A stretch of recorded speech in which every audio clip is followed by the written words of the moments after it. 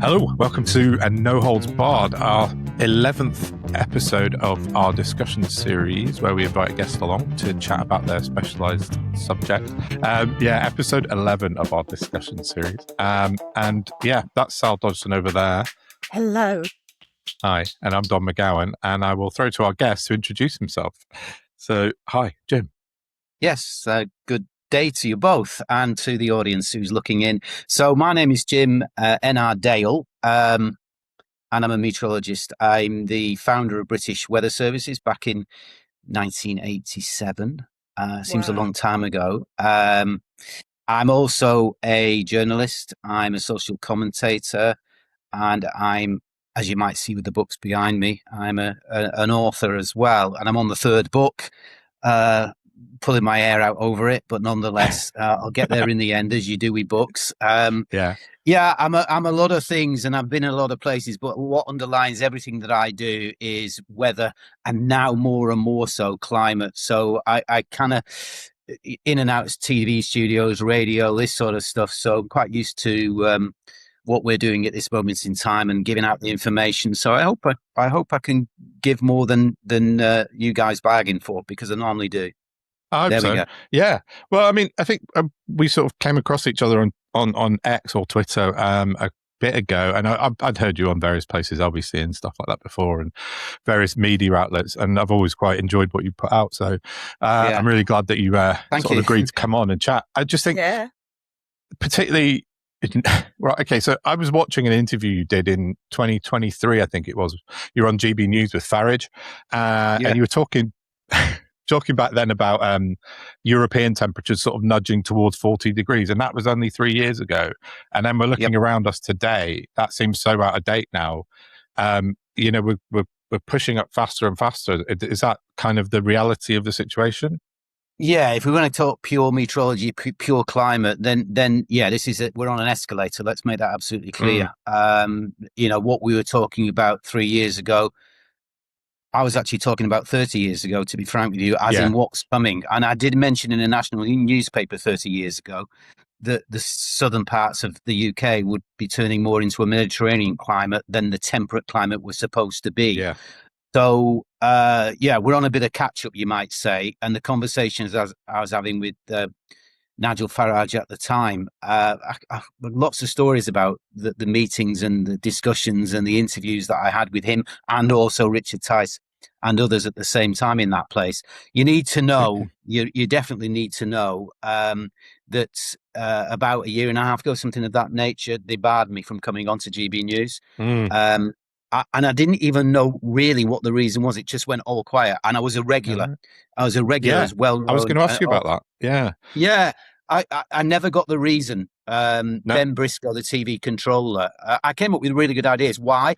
Because I could see at the time, GB News was, yes, it was right wing, but it wasn't overt. It wasn't completely sort of balmy and extreme. There was room for people like myself, for Narinder Kaur, even dare I say Ben Habib and others who I joined in conversations. But you can see when they don't like you, when you show a little bit of metal against their favourites, Farage being one, Tice being another, they're not keen on it.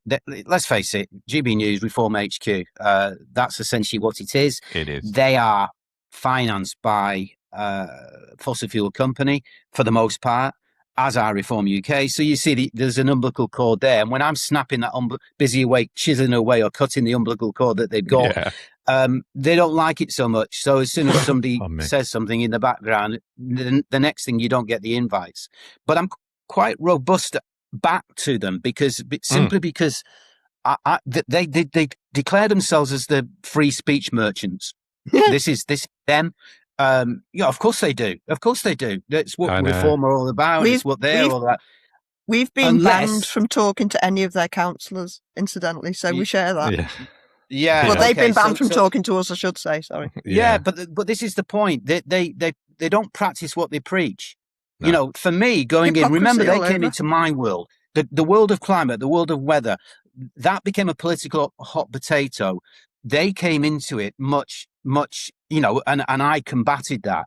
And a lot of the conversations were always 2-1. It was the presenter a guest that was a climate denier, and me. Yeah. And it tended to be that all the time. Even my mum, she used to watch the stuff. He said, it's always 2-1. It's always the, Nana Rakua or whatever, and the other guy or the other woman against you. Yeah. And I said, I don't worry, but I see how it's loaded, if you like. And I saw that time after time. And you know what? At the time I got bad, it was getting worse. The Patrick Christies of this world, Bev Turner. I mean, I sat down and I did their first outside broadcast was all about ULEZ. And I was the main guy coming up against Tories and reform. I say reform, reform, that type anyway, just going into it at that time in the streets, in Bromley.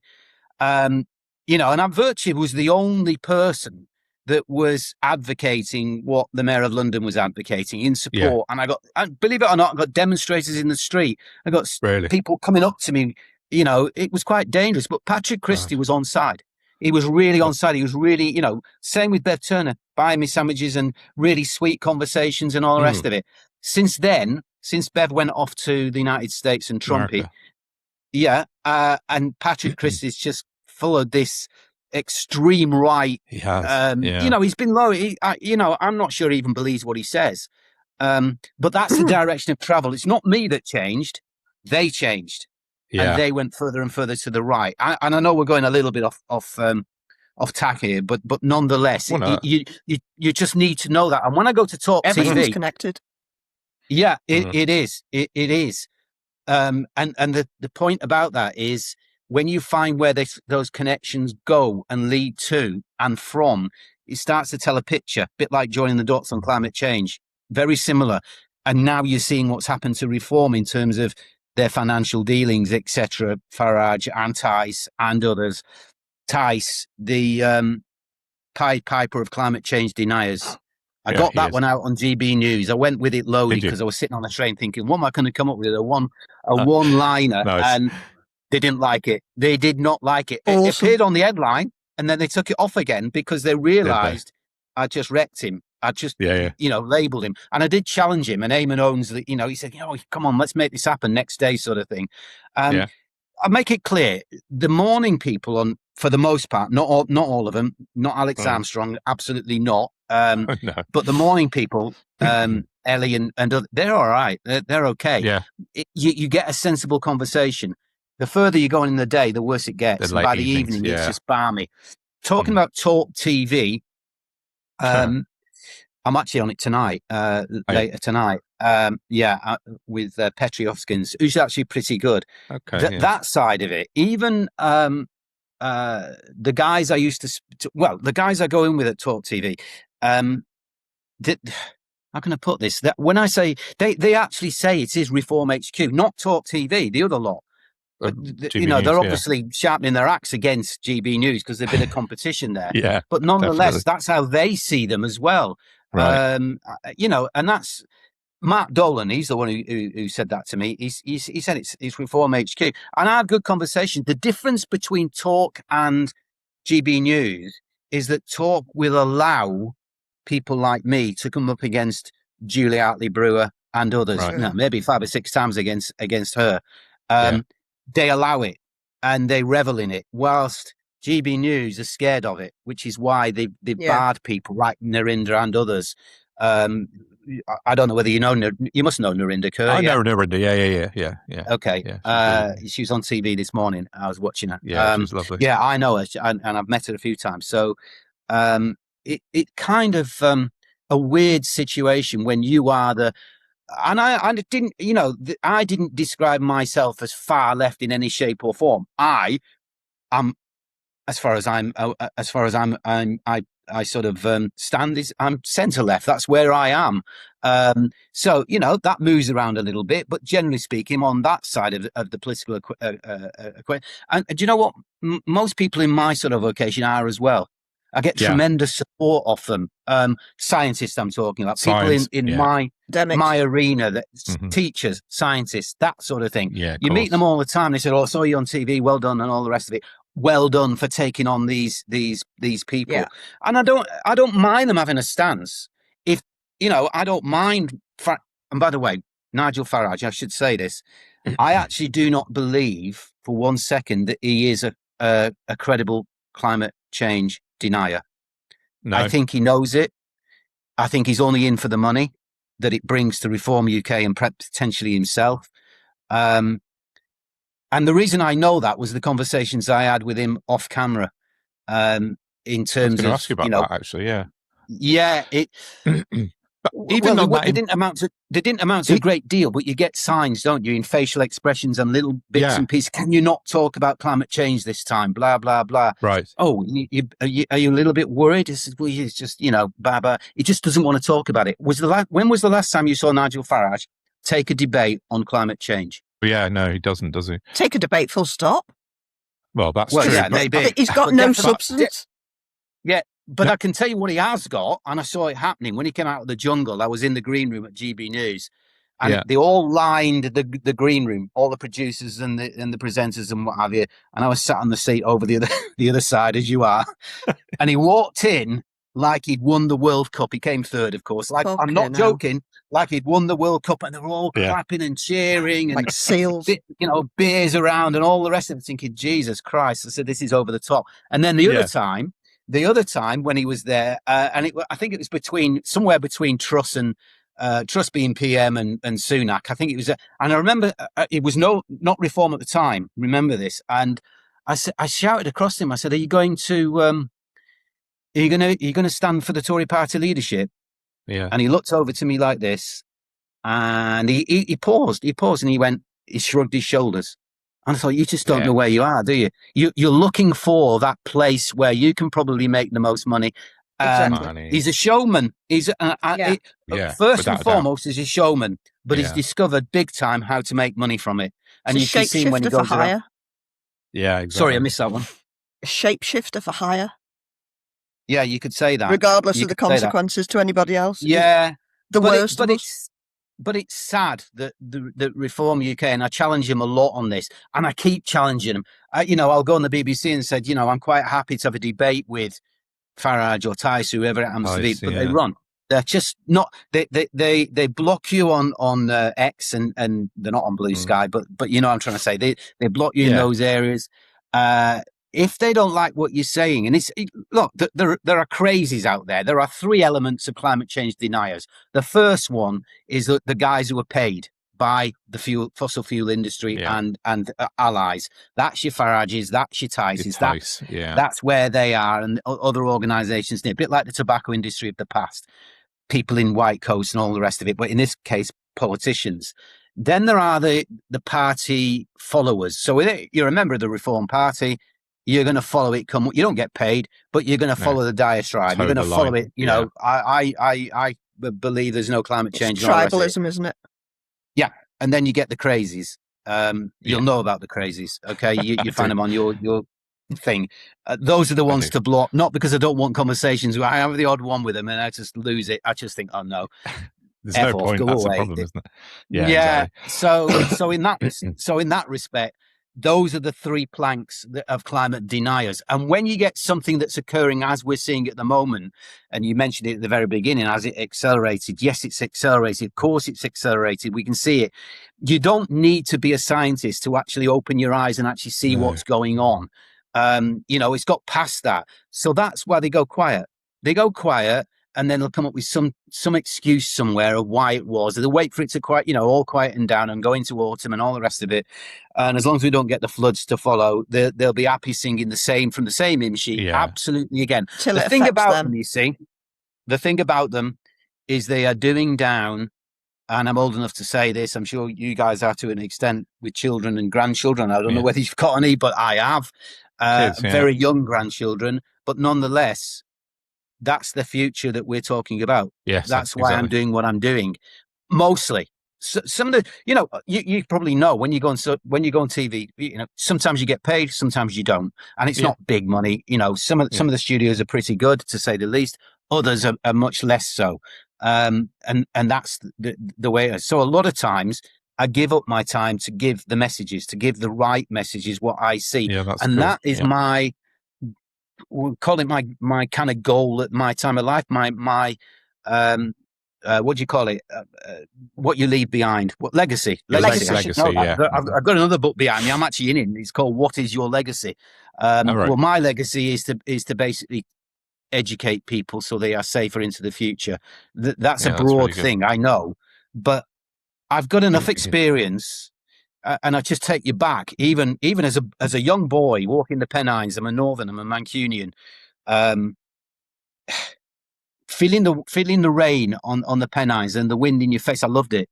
Even as crazy as that sounds, to me, I was at home with that as long as I was dressed correctly. But even if my fingers got a bit cold, I just got into it. Then the Royal Navy, and I became a meteorological observer. It took 2.5 years to get to the point of being totally accepted, as in passing the examination and then on the field. But you know what? As a young 21-year-old, I was on the bridge of a ship in the South Atlantic between the Falklands and South Georgia for a year, 2 lots of 6 months. And it was like, God, it was powerful to be able to tell the captain to go this way rather than that way, to be able to say, air crews, guys, don't take off. This is just not the day, not the hour, not the whatever. Sure. You know, and these people are sometimes twice my age, sometimes 3 times my age at the time. So but not more than that. I got the global feel of weather, the physicalness of it, the day. So all of that got into my bones, and I write about that in that first book. This one, for anybody who wants to see it. Yeah, there you go. Put it up, whether or not. Cool. Whether or not, and I write all about a little bit of my life in there, not much, but the rest of it is all about how the weather and climate affect us in our daily lives. And I got pretty good at it, pretty good at the knowledge got extended until we ended up of late with the second book, which is behind me. Surviving extreme weather. It was on, and there's an element of that in this one as well. But that was an obvious take for me. We were nowhere near it as a world that we didn't know how to do this. And I'll just say now, before we carry on, on the back of that, there will be a TV documentary coming out at some point. It's in the making at very early stages, but nonetheless, you'll see me somewhere. I don't know, Netflix or BBC or Channel, whatever it happens to be. And I've been on a couple of them in the past, but that's directly because of that book. Make it absolutely clear. And on the back of that, we produced a course and an examination, a CPD certificated course that's on the website, the British Weather Service's website. You can go and do it. Costs you about, I can't remember now, 90 quid or whatever it is. And you get the certificate that you can take into your workplace. A bit like a first aid thing. I can do this. I know what to do in a wildfire, in a flood, in these sort of situations. Extreme conditions. You know, I learned a lot of that when I was in the Navy, but I learned a hell of a lot more. Yeah. And on top of that, keep this very quiet. Okay. I'm going to keep this very quiet. Just between us three. Just working on a board game, family board game that encompasses everything that you could possibly think about: climate change, weather impacts. A very good idea. Right across the board, survival, this, that, and the other.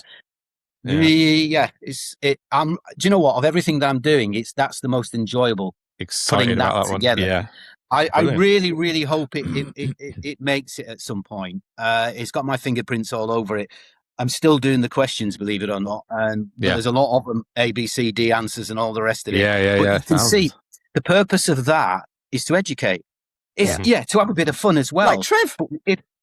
You've got, the best way of educating it is to have fun with it. Yes, exactly. You know that. Yeah, you don't realise you're learning. Smile and laugh. I don't want to be too serious about these things. And by the way, following that, hopefully a theatre show and a couple of other things. Maybe I'll get to YouTube one day. But anyway, the idea being is extending the brief as far as I can possibly extend it and give that information across and say, not that I'm going to be in a grave, but wherever I am, my dust somewhere in the atmosphere floating around the world. To be able to say, actually save somebody's life one day. I did that. And look down and say, I saved you, mate, because you read the book or you did the game. That type of thing. It's just come of age. Yeah, it's just come of age. I mean, so I was until my back went bad a cub leader. I was a cub pack leader for a long time, and we talk to the cubs about climate and extreme climate as well. A lot stuff like that would be invaluable to like the fun side of it to Cubs sort of like, my pack was sort of 7 to 10, 11. And, sometimes you have to make it fun. Otherwise they just sit there bored. Yeah. I need organizations. Making games out of it. Brilliant. I need organizations to get hold of it and say, we'll sponsor this. We'll get this moving. We'll move this. Yeah. People like the Red Cross or a big insurance firm, something of that nature. Yeah. Because it is sexy. It will be sexy. It will be fun. All of that goes with it. And by the way, the third book, nothing to do with survival. Well, it is in a way. It's called Weathernomics. Right. It's not there yet. Nowhere near. Chapter 1 done. But it's like, God, it's hard going. I've got an American literary agent who's massively assisting me. And he's changing it every second, saying you've got to do this, you've got to do that. So I'm being instructed left, right, and centre. So Weathernomics will be into the future, and that's all about making money from the weather. Oh, we've all got to make money. Yeah, well, look, I've made money from the weather. At least you're doing it in an ethical bloody way. That's in short supply these days. Yeah, but there's so many different ways. You might say unethical. I mean, one of the big ways, and again, I'm doing a course on this that I'm formulating at the moment. It's quite involved to say the least, but it's all about sports betting. And why? Yeah. Because within British Weather Services, in the last 25 years, we've looked after people like Bet365, Sky Bet at the beginning, Ladbrokes, and all of these lots by giving them the weather information for the globally that they need, traffic lights and all the rest of it. So now I'm going to teach you guys, if you want, to put your quid on whatever, whenever, to to know when to do this sort of stuff. And do you know what? Factoring the weather into this horse racing, isn't it? Yeah. Well, look, it's right across the board. Yeah. Look at the last World Cup. Look how much the weather was talked about in terms of heat and humidity, and probably and arguably some of it. Although I was in the wrong place, I was in Thailand at the time, so it was wrong hours for me. But nonetheless, probably some of those matches were impacted by such that the result went one way or another because of what was going on. So that's another area of you could say it's a little bit commercial, but first time in my life I've had time to actually sit down and say, well, actually I can make some bets on this in a proper manner. Fair enough. There's no reason why not. So no, absolutely not. Did I ask my question on the back of that? Because there's only one question, but it's been brewing for about 20 years, to be honest. Which is? I come from many, many minority demographics, which isn't fun. But two of those are menopausal women and chronic illness. And I have horrendous temperature dysregulation. And I just would could you educate me? Because with technology and furtherance of our age and evolution and that, how are we still not predicting the weather very well? Because I can be looking at my weather app and it'll change by 4 degrees in real time. Yeah, okay. And well, I'm glad you mentioned... my anxiety is Yeah, okay. Well, there's 2 things there. There's 2 things to mention. First of all, and I actually say it in the Weathernomics book and also in the course on sports betting, don't rely on apps. Don't rely on apps. Rely on your eyes first and your feelings first. I tell you something, okay? Even my mother, was it yesterday or the day before? She was talking to me. She said, "Oh," he said, "I didn't feel too well because I didn't feel too well." This is what she said, because the weather was changing. It was a couple of days ago when the cold weather was cooler weather was replacing the warmer weather. Yeah, and of course she's feeling it. She's elderly. You might expect that. Her bones and all the rest of it are not quite what they used to be. But we all know, the wives' tale about, the humidity goes up. You start feeling it in your bones. You start to feel. Let me say something, and that is within this particular book, it talks about health and welfare. It talks about how we don't take that on board, or we should take it on board. Yes. Why? Because the weather is the greatest external impactor on our lives by nothing else, by everything else, I should say. In other words, there is nothing that comes close. And that what you've said about menopausal conditions and all, we all can be under the weather, can we not? And when you open the curtain in the morning, there's a blue sky, not of late, there's too many blue skies and too much sunshine, but you know what I'm trying to say. you can feel different. And if you open it and it's foggy, misty, for sure. murky, cold, it governs moods. It governs moods. It Yeah. governs your entire physical and psychological whereabouts. That's what it does. It actually does that. And if people could just focus on that for a little while and say to themselves, well, how do I get out of that? How can I make myself? It's a bit like talking when I go on BBC or whatever, and we start, how do you make how do you survive the heat? What do you do? How do you do it? Well, there's a classic that I give them that I learned in the Royal Navy, and I'll just tell you that straight away, which is you get yourself a little bowl of iced water, in go your fingers, leave them for 5 minutes, and you're going to feel a lot better. You can do your toes as well, and you can also do your pet's paws. Same thing. Right, okay. These little digits and your toes and what have you emit your heat Cools very, your blood very flow down, quickly. As you know, on a cold day, your hands freeze. First to freeze, your blood's drawn away. So in the same way, it can be drawn out by the fact you've got your fingers in the icy water. There you go. Handy tip. I just think, excellent. yeah. Do you know what? Underlining everything that we've just said, everything that I've just said, education is it. Yeah. It's the big word in so many different ways. If I said to you, how, you're trapped in a wooden hut and there's a wildfire all around you, so it's getting a bit sort of common nowadays, isn't it? Sort of thing. What would you do? What could you do to possibly survive? Would you know? I'll just ask that question now. Would you know? Yes or no?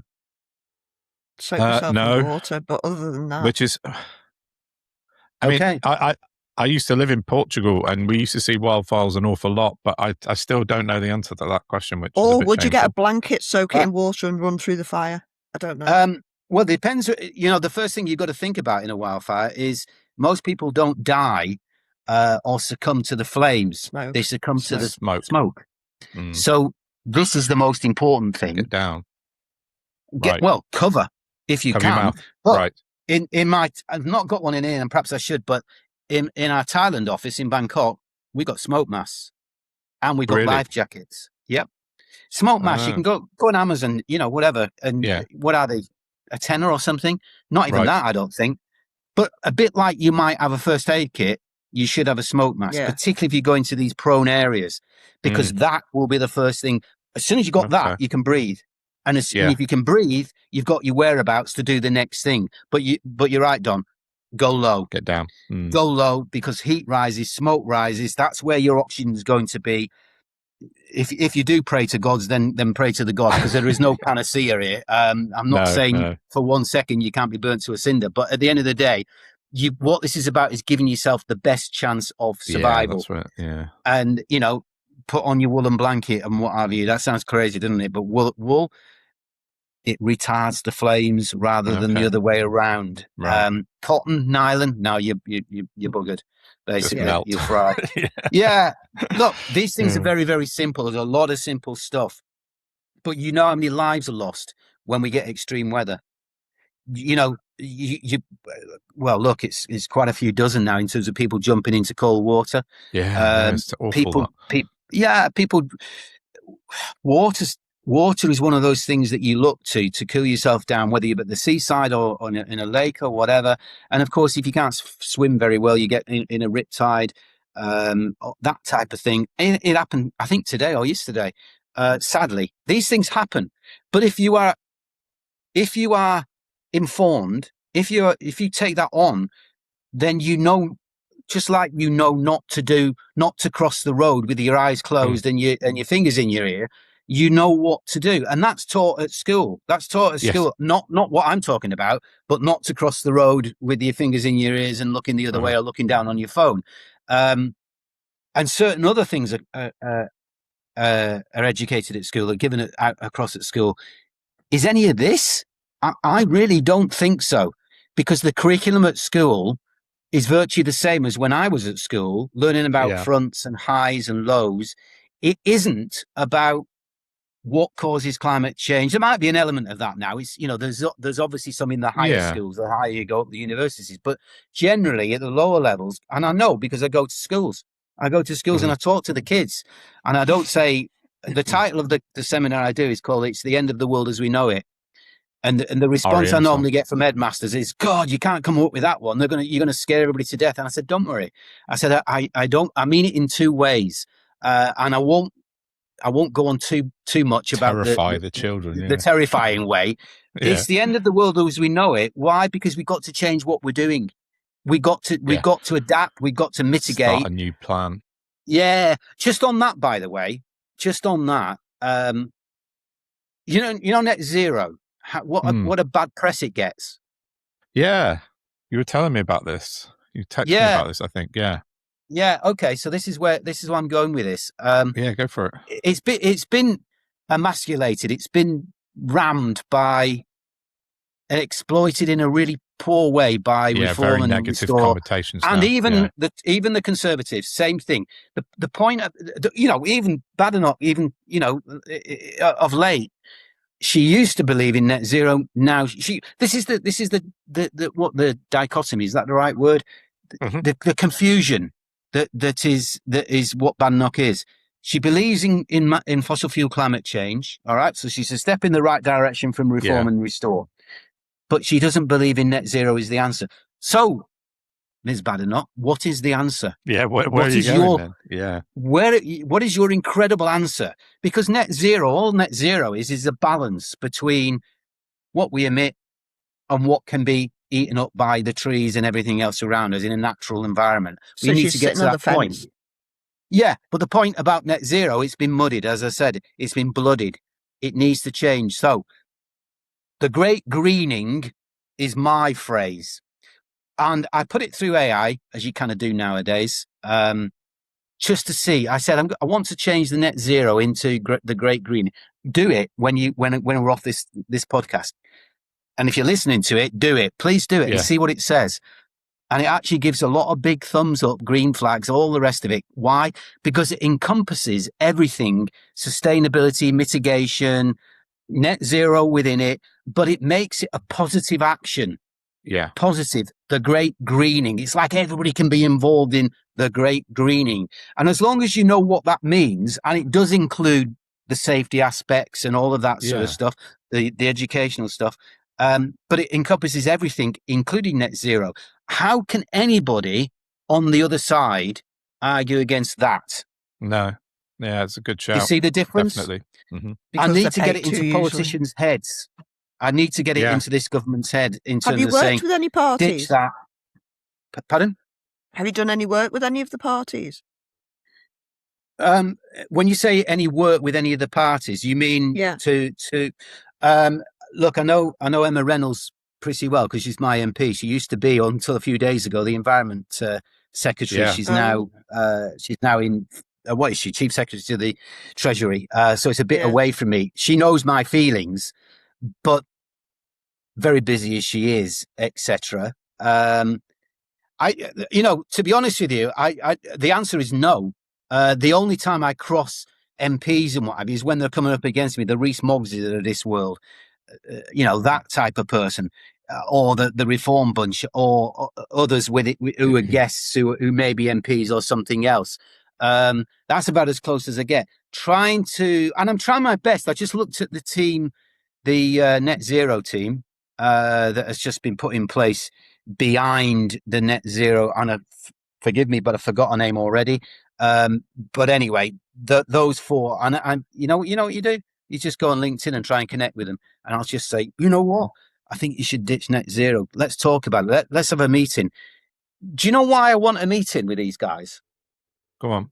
Because I know more than them. Yeah. And I'm not being big-headed. No. I'm just saying it as it is. I know more than them in what I do, in the brief that I carry. And I've probably said enough on this to say, maybe this guy's perhaps got some value to give to a government, political party or otherwise. And I want this government to do well. I don't want a reform UK government for 10 million reasons, or restore government that wants to bring smoking back in pubs, for God's sake, or any of that. So I'm a zillion miles away from that. So I really hope that Burnham's party can work with the Liberals and the Greens to a certain degree, etc., etc. That there is some continuity between them on particularly on this subject. And I feel I could do a job. It'd be nice to be paid for it, but even so, if I wasn't, I could still inject something that isn't give them there. some Does that advice. make sense? Definitely. That's consultancy work, my friend. Yeah. Sal, you're It's, going very glitchy. Yeah, sorry, bear with me. Am I? Miata Fambule is the new Yes, that's environment the one. secretary. Yeah, I just had a quick look. Has she got a nickname? It's probably a lot easier to remember the nickname. Yeah, it doesn't come up with that. So okay, Miata. Don't worry. Yeah, Miata. but yeah, I did actually on LinkedIn. I did actually try to connect, and I did explain, but I'm waiting at the bus stop at the moment for the bus. She was She's probably quite busy right now. Ed Miliband, wasn't she? You told me the other day. Yeah, I think so. Yeah, and that's another one. I mean, Ed was impossible to get hold of in any shape or form. It's not good. I mean, some of my stuff did go, but how can I put this in the right way? It's always wood for the trees, isn't it? I mean, who the hell are you, sort of thing. Until they know they're not going, until you resonate with them, until you show them what you're about, and I will going forward with some of the stuff I'm doing. It isn't going to shine a light very easily. Sorry, I missed that one. Send them a copy of your book with a letter. That's an idea, isn't it? Yeah. Well, it shows that, you've written about the subject and you know far more than they do, and you could be of use. I suppose that's a starting point. That we really need. It really is. I've got a few copies behind me, not that many left, to be honest with you, but especially this one. This comes from America, so it's an American published one. So anyway, by the by, it's a good idea. Yeah, potentially. What? Send it to Trump? Yeah, send it to everybody. Oi, dickhead! Yeah, I know. Okay. So, okay. Maybe not that. It is a battle. It is a battle. Go on. Is a battle. You asked me some more questions because I've rabbited on for ages. No, it's fine. That's great. Like, what can we do specifically as normal human beings to make a difference? Because there's always, so like I bought an EV. I do all my recycling. I do whatever I can. What else can we be doing? All these sorts of things that we need to be doing. Well, you're doing more than most, to be honest with you. And let me be absolutely clear. Nobody is what's the word here? Nobody is perfect. Nobody's got that. I'm the perfect panacea. All of that, the golden child or whatever. I do everything. Let me say, when I go running or walking in the woods, I do slap the odd tree here or there. When I say slap. I'm talking about. What do you call that? That one. Give him a high five. High fives. All of that sort of stuff. I kind of believe in that. As I said, walking on the Pennines in fear. Nature, I actually believe that they are your friends. They are your friends. They are our guardians. They. If we lose all the bees in the world, we don't exist. Yeah, we're back good. One of the questions. Do you know by that the way, trees can't thrive without mycelium? So when we talk about trees, giving high fives. Oh yeah, of course. Okay. Trees are connected by mycelium under the terra firma. That's how they talk to each other. Yeah, exactly. All of that sort of stuff. So you go and hug a mushroom, don't eat it. But you're not, same kind of thing. But if there's no bees, there's no humans. And by the way, when I put in one of those questions, here's one of the questions. If you ever play the game, you can get it because I'm going to give it you. And that is, what is the percentage chances of humans being what's the word? Not exterminated. That's the wrong word. Going extinct because of climate change at this moment in time. What's the percentage chances? I'll give you the four answers. Is it 0.1%, 1%, 10%, or 25%? I'm going to go 25% because psychologists are predicting we've got 200 years left. Yeah. Both of you. Okay, so this is the good news. It's 0.1%. Is it? Shut up. Yes. Well, that's good. More chance of other ways, other things. But do you know what? In terms of how we might actually fall as a human race. Well, no, look, it probably will go up. But it gives you a little bit of comfort, the fact we can actually do something before we do. There's a long way to go yet, but we don't want it to get too worse. That could accelerate very quickly. That could accelerate extremely quickly and go, towards the 25%. But at the moment, it's not. So that gives us the capability and the will to say, yes. For those who think it's all lost, I don't. To say, we can pick this up, we can run with it, we can get the great greening going. and make it a better world. That's what I'm thinking. So that's one of the questions that you will get right if you ever play the game Yeah, into when we the get the board future game. next year, whenever. There you go. Well, that's brilliant because Us. I've got a 12-year-old son, right? And we talk about stuff all the time. He's quite politically engaged because I am, but he's very invested in the climate because he knows what about it because we talk about it. Schools, like you said, don't talk so much about it like they should. Although, to be fair, they did talk about the cold water danger. They sent him home with some pamphlets and stuff. But that sort of positive news of like that 0.1% is a nice positive figure that can be dropped in to people like my son's age and that to the teenagers, so they don't give up. So they've got something to fight for, basically. That's what I think. Yeah, exactly. So I go in a classroom and say, it's the end of the world as we know it. But by the way, 0.1%, it balances, doesn't it? It's the end of the world as we know it, simply because, and that is the title of the seminar, simply because we have to make these changes, and that's the end. I mean, renewables, they didn't exist to any great degree 10 years ago in the full sense. Yeah. The processes that we're going through, the industrial revolution of the past is over there somewhere. It's leaking away. And the new industrial revolution is what we're seeing in front of us. And that's your direction of travel. So, yeah, it is the end of the world as we know it, because it has to be. It has to be. And by the way, on that, and this is another reason to speak to government, I think China know it. I really think China know it with their acceleration in terms of solar and really picking it up and wind power, etc. They're not stupid. Okay, no. They will be the number one economic power in the future, and not too long away. Why? Because they're grasping what needs to be grasped. Yeah, that is what you need to be grasped, and they will do it hugely because they know it. Okay, they're the biggest coal users and all the rest of it. Often the stuff that's thrown at you by deniers, of course they are, but they're coming away from it. They've used it. They've used it and made themselves number 2 in the world economically. We in the UK have to grasp the same. When I say it's a nettle, it's not a nettle. It's a pretty rose. We have to do that. Why? Because we need to lead the way, like we did with the other industrial revolution. We need to be at the forefront because there is economic gain to be made for this particular country if we wish to, and if we don't, others will, and that's the race that we're in. Yeah, you're absolutely right. So here's a question: I keep hearing rumours about Andy Burnham's new government racing to reopen or to open Jackdaw and Rosebank oil fields. Why? What's that about? I don't understand why he would be so tell you what keen it's about. What I think it's about. First of all, it's conjecture at this moment in time until it is. Until it's proven that is the thing. I actually think that it is PR.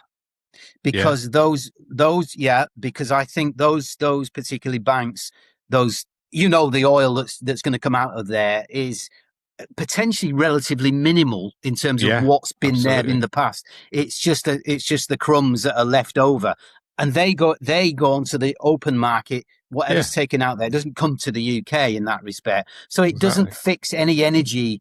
Any energy problems into the future. It really doesn't, and it costs billions to get that oil out in the first instance. So it's not like snap your fingers and it happens straight away. He knows perfectly well, at least he should, that it's going to take maybe 5-10 years to start to see any economic take from that whatsoever. So when I say PR, one of the things that is out there as far as the Tory party and Reform, we've got our own oil.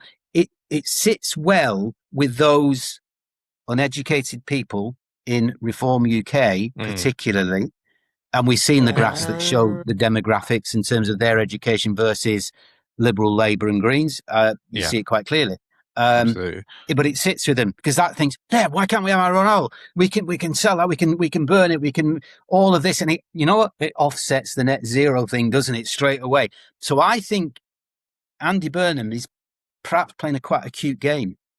And it's not to be so necessarily worried about in terms of saying, is this the cat being let out of the bag? Maybe, I don't know. But this is why we shouldn't be too worried, because by the time that actually comes on stream and goes abroad and all the rest of it onto the markets, we will have accelerated the renewables and all of that, the mitigation processes, the electric cars, you name it, everything will get better, and therefore it'll be overtaken, and we won't have to worry about it so much. I'll tell you one thing we will have to worry about, and I will mention it, the El Nino that's on its way. That's on my notes. I say on its way. It's one of my questions I had for you. Yeah, how worried do we need to be about this? Please ask the question. Well, no, it's just, I mean, I've been reading about it, and it's here this year, and is it a super El Nino? It's supposed to be. It is. Yeah. What did I call it? Somebody else called it, and I took it. It was either, what's that monster called? Oh, Godzilla. That's it. The Godzilla Godzilla El Nino. I think it was on TRT World. Great studios, by the way, over there in London. TRT World, and I said, it's the Godzilla. It's the big one. It's coming, and it's getting bigger. And I'm quite worried about it, to be honest with you, because it is a natural event. Yeah, it is a natural event, but it's becoming unnaturally big in terms of the degree of temperatures in the Pacific and what that's going to do. And we know from the past what it can do. It can absolutely cause catastrophic events without climate change being there at the same time. Put the two together, and that 0.1% we just talked about could well rise very quickly. Is it not as a result of climate change? No. El Nino, it's a natural phenomenon. There might be an element of there might be an element of the reason why it's getting so hot in the Pacific, that area where it goes. That could be linked to. I'll let better people than me tell you that, but on its own, it's a natural event. The problem is, you see, is when you put it's a bit like a volcano going off when you're already at 40 degrees and this thing, you put your two together and you fry your head very quickly. So it's kind of that, and I am very worried if we're going to talk about the aspects of that, what that actually means. For the UK, it'll probably mean a lot less than the tropical world, the subtropical world, and some parts of the Mediterranean world. They will be right on the face of it in terms of effect. And on that, we can start talking about food and commodities, cocoa, coffee, rice, wheat, maize, these type of staple things that we all think, they're there till the cows come home. They might not be. Granted. Yeah, exactly. They might not be. A little bit of snow a few years ago in Morocco during the winter time. We didn't get any fruit and veg in the UK because it was all diverted into the EU, if you remember. Yeah, I remember being on GB News talking about it, and I was saying, just wait until the big ones come, the climate change, never mind a bit of snow in Morocco. And what you're going to find is a dislocation of that. You're going to find the boat people. Put yourself in their shoes. You're on the Horn of Africa or somewhere else. It's abysmal as it is, 50 degrees. You got your family. There's no food. There's no drink. What are you going to do? I know what I would do. I'd chance it. I'd be off. Yeah. I'd be as best as I. Well, I'm going to sit there and die of thirst. Yeah. So exactly that. That the migrant problem caused by climate change, caused by El Nino coupling up, might well be significant. But the other thing, just on the positive side, I can probably get the other side of the spin, and that is if you get on cocoa and coffee on the commodity markets, on, I don't know, your trading desks and what have you, IG, all of that sort of stuff, you might make some money going forward. He said. Yeah. Well, there's always just loading up his free trade account. Look, Figure out TikTok, Jim. There's nothing down for me. There you go. So yeah, it's a worry. So and I was wondering about our sort of British farming situation as well, with the extreme heat and drought that we're having. That must be like, we've spoken to Liz Webster in the past. I mean, I'm sure you've come across Liz, British farming, and she's worried about it, and she should be. Just looking around. I live in the Cotswolds, and everything is just brown, right? It's completely brown. It is the same here in the Chilterns. Everywhere else. Exactly the same here. So let's make this clear. Last year, 2025, farmers lost, from whoever comes up with these figures, whatever, £800 million. Farmers in the UK lost £800 million because of what happened in that particular summer, across that summer. And it's not as bad as this one. Let's make that absolutely clear. This is right at the top. So the figures will come out soon. And there's going to be massive losses in terms of this last month or two and what's going on. second crops, all of that sort of stuff wiped out. No chance. This is the strange thing. Farage, friend of farmers. Yeah, exactly. Yeah. Friend of landowners.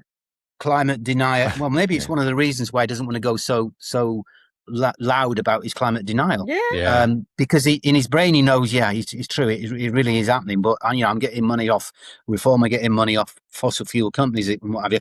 But I'm friend of the farmers. How can you be a friend of the farmer if you are advocating as a party climate denial? It just does not sit. No, farmers need to get wise that he is. He's another Pied Piper, isn't he? Taking him into the wrong direction. And so that's one of the things that I will blow with my trumpet as best as I can when I go onto these programs and saying, the two doesn't fit. You can't be a friend of a farmer and then be at the same time a climate denialist. It just does not fit. I'd like to know how many Reform UK members actually are sincerely believe what Tice believes, what he seems to believe. Well, quote, it's garbage. Yeah, exactly. So Tice, I've looked into him in the past, and he drives a Tesla. He's got this property of business offices, and every single one of them's got solar panels on the roof. So he's got, he's just playing both sides against the middle, as far as I can tell. He's just making. I think he is, as you say, like the loudmouth of the climate denialism. For sure. He is definitely, definitely the loudmouth, and he shouts and all the rest of it. He gets angry very easily. I love that. You probably look it up somewhere, but I love the conversation or the debate I had with him on that one. It was fantastic because he was almost not prepared, and when you get them not with their little notes and what have you, they fall away quite easily. I think, look, he's playing the game. Number one for him is making money. There's got to be a reason why he lives in Dubai, and that oil capital of the world, all the rest of it, etc. Blah blah blah. The connections, GB News and Reform UK to that direction. The investors, Legatum, I think it is, isn't it? That's it. The investors in fossil fuels and all the rest of it. It's kind of a murky little circle that goes around, and I think at the moment, I think it's being found out. I think some of this is starting to hit the surface, as we've seen. So maybe it will extend into this as well. But look, same as Farage, they're playing the game. They're enriching themselves with it in what they say, and then their band of crazies behind them shout out from the rafters. That's what it is. That's it. Stupid stuff. It really is. It really is. You replied to my post this morning about, I think I reposted Alex Taylor from the Euronews, and Tice. I just saw some of the replies. I don't tend to read all the replies because the crazies. I get a lot of them on Twitter now, but I had a quick flick through before we came on, and it's all, this is nothing to do with climate change. Wildfires have got nothing to do with climate change. They've been happening for centuries, and they're the ones like you're talking about. It's the old stories, yeah. Yeah. They're man-made. They're people arsonists. But yeah, maybe they started with that, but then they spread so much more quickly because of we haven't had rain for months. Lack of moisture. So sorry. They always come up with excuses, little things here and there. The latest one is that there's less pollution, therefore the sun is hotter. We're getting more of it, and therefore everything's dry. Nick Abbott gave me that question on LBC on Sunday night. And he was genuine with it. He said, is that possible? And I said, look, marginally, that is possible. But I said, do you know what? I said, whatever pollution, pollution positives we've gained in the last few years, it's probably all gone up in smoke, literally because of the wildfires of late, all over the world. And you only have to look at a wildfire chart, go on there and look at them, I know, it's crazy. So, you see, what they will do is they'll pluck that and use that one as an excuse that, it's not climate change, it's this instead. And they've done it time and time again. And I go back to what I said about the tobacco industry in the 70s and 80s. Same playbook, coming up with the silliest excuses that trying to sort of say, there's no way it's cancer, or no way it's this, or no, that tobacco doesn't, anything that worked at the time to off-put the people who were smoking, to say, oh, so it's okay, it's not going to get me. Fine. Yeah. On behalf of the tobacco industry, because they wanted to keep their commercial interests where they were, rather than lose them. So same playbook. You see it going on right in front of my face, and you can read it, by the way. You can almost know what's coming next when something happens. So yeah, silly stuff. But you know what? Believe your eyes, believe what you're seeing. Even some of the right-wing newspapers of the last few years, in that seminar I do, I quote some of them. Why? Or show them, because they're prepared to show them for the sensationalism. Hell on Earth was one of them. Hell on Earth, and I think it was the Express. You'll even get the Telegraph, or what? There was one the other day with two people sitting on a beach looking at the wildfire right in the background across the water. I've got it right in front of me. The headline in the Times on Saturday. One. Yeah. And yet the headline above it was something to do with net zero, something or other is a load of crap. Net zero risks blackouts. Yeah. And then it's that like apocalyptic picture underneath Talk it. about It's a contradictory front page. What it's are mad. they doing? But you know what? I do talk to journalists from the Sun, journalists from the Express. Why? For the same reason I went on GB News, and the same reason I go on Talk TV. For the simple reason that if you are quiet, they will get a free run. Yes, exactly. They will get a free run. 100%. I actually put out on X a long time ago. I said, am I right to combat these people and go on to GB News and other places? Or should I not? Should I stay away? And the vote was go and do what you're going to do. Wasn't a vote, but nonetheless. You're the climate equivalent of Marina and Gemma, aren't you? Yeah. And so I will. But, and subsequently what happened. As you do that more and more and more, and you fight against these presenters or whatever, boop, you'll get kicked away. Like Rupert Lowe. Rupert Lowe, far right and all the rest of it, can't get on GB News. Why can't he get on GB News? Because he undermines Nigel Farage and Reform UK. Free speech? I don't think so. Did you see?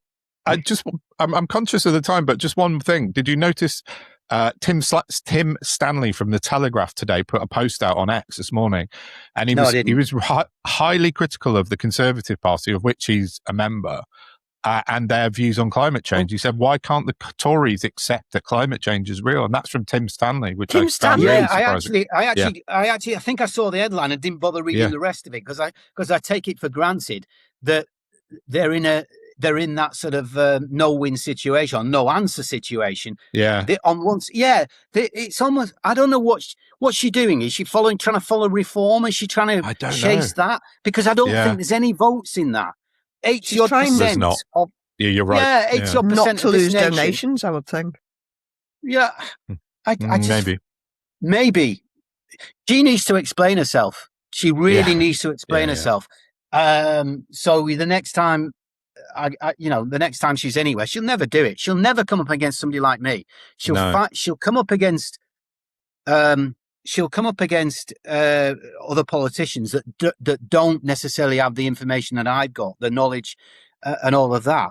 That's the problem with MPs. A lot of them, when they go into their briefs and what have you, wherever it is, shadow or otherwise, they haven't quite got they haven't got the knowledge. They haven't got the experience. Absolutely. That's why the way the government's run is ridiculous.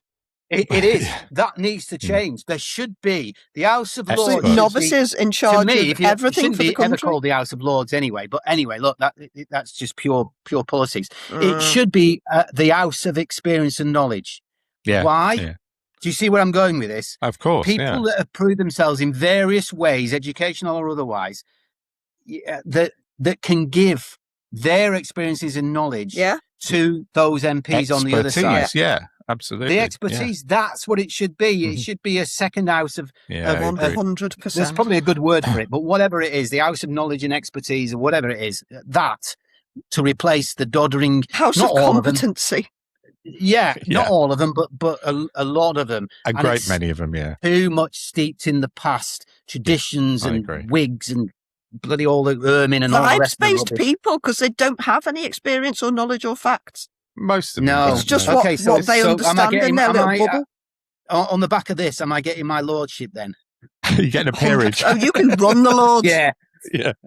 I'll be there. Can I Yeah. just ask before we finish, if Burnham granted you 3 wishes, what would they be?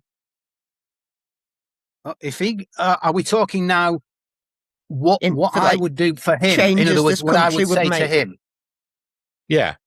Are we talking climate change and weather? Or are we Yeah. just talking general? No, climate change.